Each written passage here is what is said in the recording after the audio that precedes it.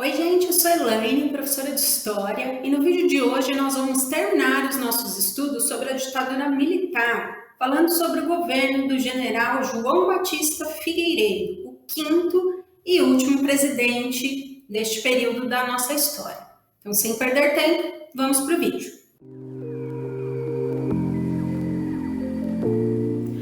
O governo Figueiredo continuou o processo de abertura política. Lenta, gradual e segura, como nós vimos no vídeo passado.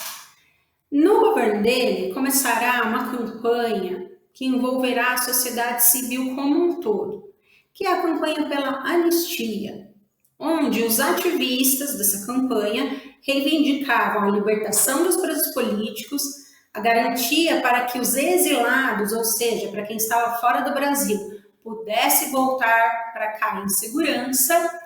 E esse é um primeiro momento que a sociedade civil vai voltar a se organizar. Porque lembrem-se que as greves, passeatas, manifestações estavam proibidas desde o governo Costa e Silva, lá em 1967. O Figueiredo assumiu o poder em 1979. E essa foto aqui mostra que essa campanha tomou vários lugares, inclusive os estádios de futebol. Essa é uma foto da torcida do Corinthians, mostrando aí a faixa anistia ampla, geral e restrita. Então, ampla, geral, para todos e sem restrições. Então, justamente para que todos os presos fossem libertados, as pessoas tivessem suas garantias, enfim. Figueiredo não gostou muito dessa campanha, mas tem coisas que, governante nenhum consegue parar, A sociedade realmente estava voltando a se mobilizar. Em março de 78, aconteceu a primeira greve depois da decretação do AI-5. Tem um erro aqui no slide, tá, gente? Eu coloquei aí após fim do AI-5, mas o AI-5, na verdade, o decreto é de outubro, de 78, então ele não tinha acabado aí. Essa greve vai acontecer na Scania, em São Bernardo do Campo, na fábrica de caminhões. Então, aos poucos, a sociedade vai se mobilizando.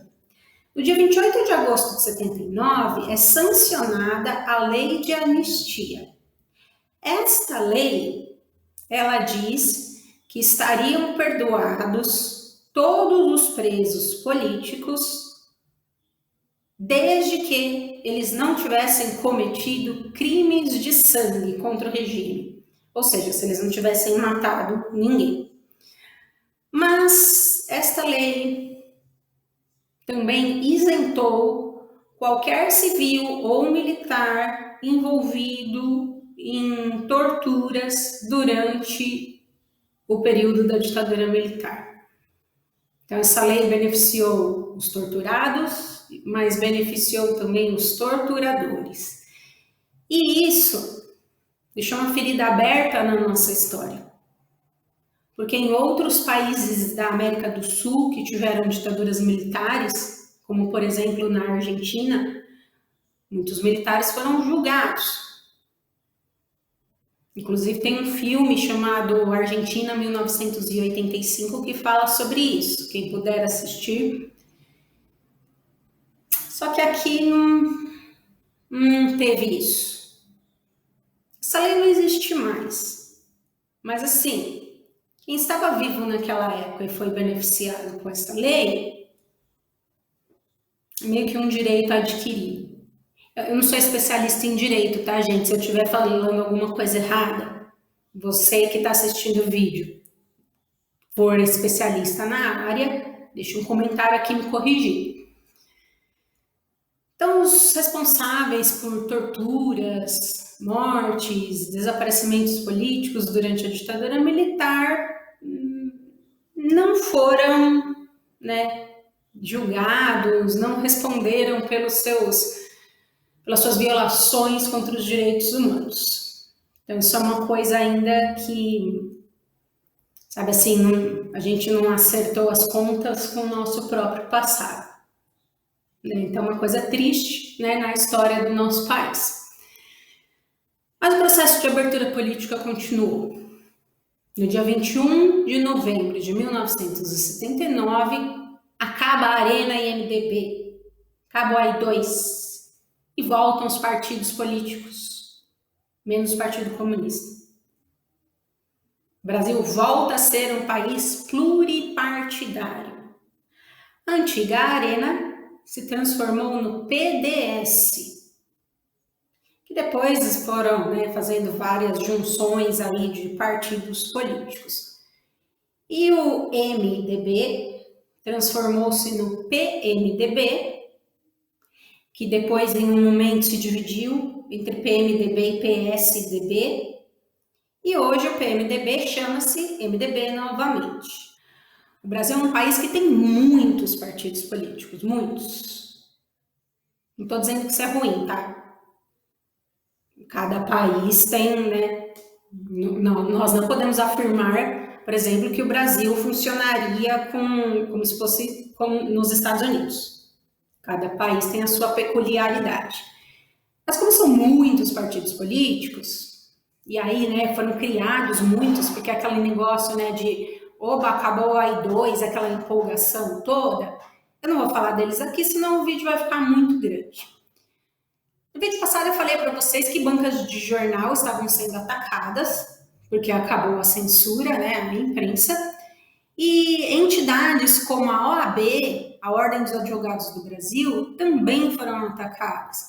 Na OAB no Rio de Janeiro, no dia 27 de agosto de 1980, uma secretária foi receber um pacote que era uma bomba. E na hora que ela abriu o pacote, lógico, a bomba estourou, ela faleceu, pessoas ficaram feridas, enfim. E aí os militares estavam tentando plantar esse clima de terror entre a população. Falar que os comunistas estavam voltando, que o perigo comunista estava voltando, só para não ter que devolver o poder à sociedade civil. E aí, em 1981, vai acontecer um outro episódio daqueles que ninguém mais vai acreditar. Daqueles, de novo, sério, militares que vocês mandaram essa. Já vou falar sobre esse episódio. Vou destacar aqui para vocês, dia 30 de abril de 1981, aconteceu o episódio do Rio Centro. Rio Centro era uma casa de shows, em todo um complexo, uma casa de shows. 20 mil pessoas estavam assistindo a um show em homenagem ao Dia do Trabalhador, que é 1º de maio. Pela primeira vez em muitos e muitos anos na nossa história, grandes nomes da MPB se reuniram. Porque, assim, muitos estavam fora do país, voltaram com a lei de anistia, enfim. Então, aquela empolgação toda de ver um show, não só em homenagem ao Dia do Trabalhador, mas a luta pela democracia, pelo fim do regime militar, a volta de todos os direitos, enfim. E aí os militares tinham um plano de fazer com que acontecesse uma coisa aí no Rio Centro, para que eles fechassem o processo de abertura política. Primeiro, não foram mandados para o Rio Centro o número de policiais e militares necessários para um evento de grande porte. Porque todos os eventos de grande porte precisam ter um número X de policiais e militares. Não vou lembrar agora o número de cor. Então foram mandados menos. Assim, caso acontecesse alguma coisa, não tinha um número de policial suficiente. Os funcionários do Rio Centro foram todos deslocados das suas funções. Não sabe assim, quem trabalha na portaria vai para outro lugar, quem trabalha... todo mundo foi deslocado das suas funções. Acharam estranho, mas, vamos obedecer ordens, não é mesmo? As saídas de emergência foram trancadas com cadeados. E uma bomba foi colocada na caixa de luz que ficava próxima ao palco. A intenção era que essa bomba explodisse no meio do show, com 20 mil pessoas lá dentro, E aí ia ser aquela correria, porque a bomba explodiu, as saídas de emergência iam estar trancadas, um monte de gente ia morrer pisoteada, ia ser uma confusão generalizada, e os militares iam usar isso como um pretexto para barrar o processo de abertura política.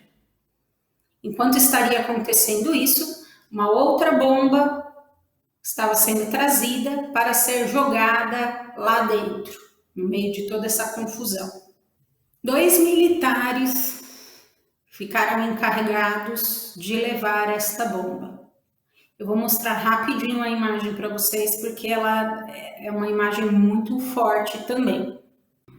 Enquanto o capitão Wilson Dias Machado, que estava dirigindo o carro, ele estava manobrando para estacionar, a bomba explodiu no colo do sargento Guilherme Pereira do Rosário, que morreu na hora. Jornalistas que estavam ali fora foram correndo ver o que tinha acontecido, aí tira foto, né? Policial que entra em confronto com o jornalista para tirar a câmera, tirar o filme da câmera, e enfim, o plano não deu certo, ainda bem. Custou a vida do sargento, o capitão Wilson Dias Machado ficou gravemente ferido, mas acabou sobrevivendo. Vou tirar a foto que ela é pesada mesmo. Aí assim, tem um barulho forte de explosão, aí os jornalistas que estavam lá fora começaram, né, a gravar suas matérias, enfim, né, não tinha celular na época, então tinha que ligar do orelhão para a redação de jornal, para a redação da TV, para aquela confusão. E felizmente as pessoas que estavam lá dentro não sofreram nada. A bomba lá da caixa de luz nem teve, né, ela acabou, sabe assim, explodiu, mas não teve o efeito desejado. Isso ficou muito feio para os militares, porque assim, é sério que vocês iam fazer isso? Olha o tanto de gente que tinha dentro daquele lugar. Então, assim, para querer dizer que os comunistas estavam voltando, que o perigo comunista estava voltando, olha quantas pessoas vocês iam sacrificar, olha a vida de quantas pessoas. Aí assim, foram os comunistas, foram os comunistas. E aí começaram a surgir perguntas, tipo, como é que um sargento do exército está carregando uma bomba? Ainda falei para os meus alunos, sabe aquela situação que você está no carro e você é o responsável por levar o bolo do aniversário? Que você tem que ficar com cuidadinho assim, para o bolo não cair? Então assim, explica pra gente, militares, como que foi isso? Foram os comunistas, mas assim, os comunistas, eles jogaram a bomba dentro do carro? Como que foi isso? Explica pra gente. Alguém passou correndo e jogou a bomba? E aí um militar vê um pacote no colo dele e vai ficar, né, olhando, olha, um pacote. Então, as pessoas começaram a questionar os militares, como foi isso? O que é isso? Explica pra gente, vamos, né? Sabe assim, um negócio de querer entender e não tinha o que ser explicado. Não tinha. Não sabe assim, basta. Então basta, militares. Não dá. Não dá mais. Olha quantas vidas vocês iam tirar por conta de vocês não quererem devolver o poder para a sociedade civil. Olha que coisa feia, né? Olha quantos brasileiros iam morrer por conta disso, de assim, né? Não vamos sair do poder. Uma grave crise também, né, entre os militares. O presidente Figueiredo ficou muito bravo, lógico. O capitão Wilson Dias, que sobreviveu, foi proibido de dar entrevista. Então, assim, mas pegou muito mal. Muito mal mesmo, porque, né, até onde se vai, né, gente, para poder continuar no poder. E aí, em 1982, a população resolveu expressar o seu descontentamento nas urnas. Voltaram as eleições diretas para governadores, para deputados federais, né, que já tinha. A oposição venceu, conseguiu eleger 10 governadores e a grande maioria dos deputados federais. Durante o governo Figueiredo, a crise econômica aumentou, porque teve a segunda crise do petróleo em 1979. A dívida externa aumentou, a inflação aumentou, o desemprego aumentou e o descontentamento com os militares mais ainda. O Figueiredo saiu do poder no dia 15 de março de 1985 e morreu no dia 24 de dezembro de 1999 de insuficiência renal e cardíaca. Então acabou a censura em imprensa, voltaram as eleições para governadores, para deputados, mas faltava uma, a eleição para a presidência da República. Desde 1961 a população não escolhia seu presidente. Mas esse será um assunto um pouco mais complexo e a gente vê no próximo vídeo. Espero que você tenha gostado do vídeo, que não tenha ficado com nenhuma dúvida. Caso ainda tenha ficado, deixe um comentário aqui embaixo que eu te respondo. Não se esqueça também de curtir o vídeo, de compartilhar com seus amigos, de se inscrever no canal e ativar o sininho para não perder nenhuma novidade. Eu vou deixar como tela final o vídeo que fala do governo Ernesto Geisel, foi o penúltimo presidente da ditadura militar. Caso você ainda não tenha visto ou tenha ficado com alguma dúvida. Então, muito obrigada a todos que me acompanharam até aqui. Um beijo e a gente se vê. Tchau, até mais!